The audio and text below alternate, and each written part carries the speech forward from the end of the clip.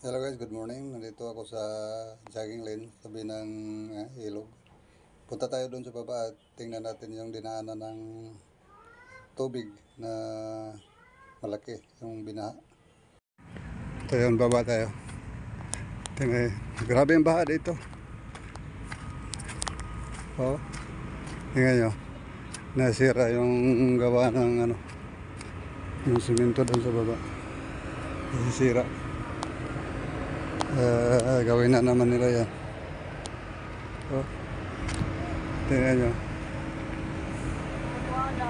Oh, yung na yan, yung daik na yan, nangalahati yan.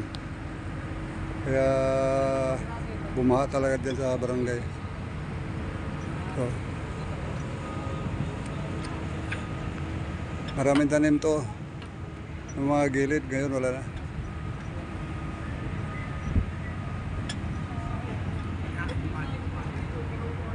Yung banda doon, oh. Yung banda doon, puno ng tanim yan. Yan, malinis na.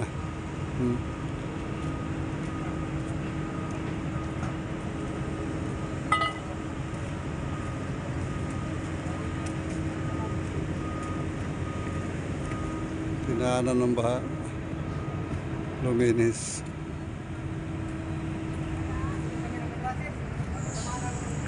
Oh, yung mga gilid na yan dyan. Gilid na yan. Puno ng tanim yan ng mga tao.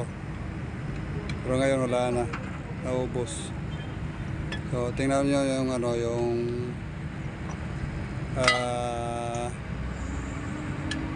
mga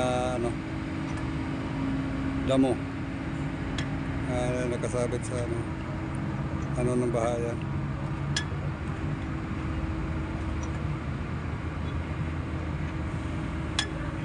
Pero dumi. Lampas dyan, lampas yung tubig.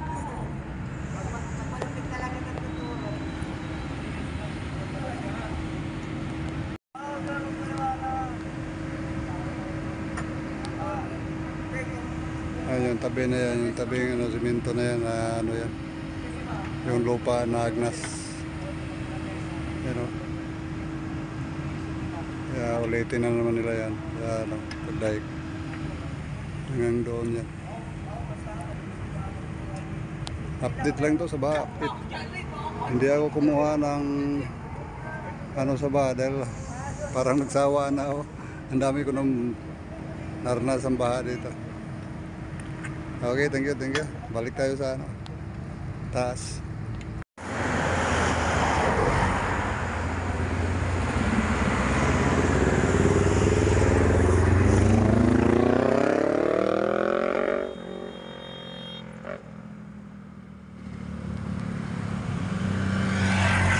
Yan, punong-puno ng tubig yan dito.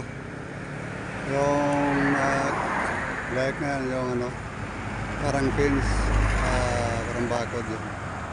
Punong-puno yan. Yan, maraming tanim yan. Yan banda. Maraming tanim yan. Ito mga gilid na to. Wala na yung mga tanim nila. Sayang.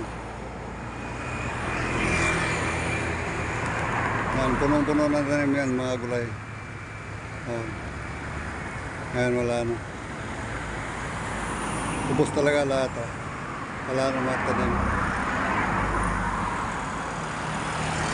Dahil sa ba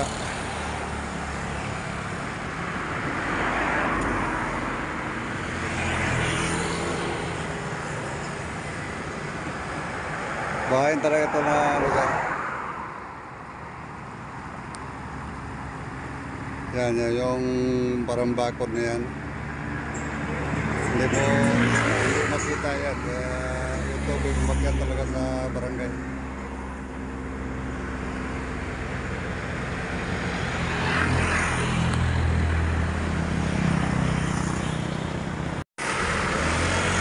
lang yan sa, ano, sa baha guys. Yung nakaraang araw. Thank you guys sa salamat. Pinagkita ko lang yung resulta ng iba. Bila ako kumuha ng mga ano, tambak na basura dahil pamit din. Ito lang ang update oh. Nakita ko lang yung dinaanan ng tubig. Dito yung laki ng tubig. Okay guys, salamat. Thank you. Nandito lang.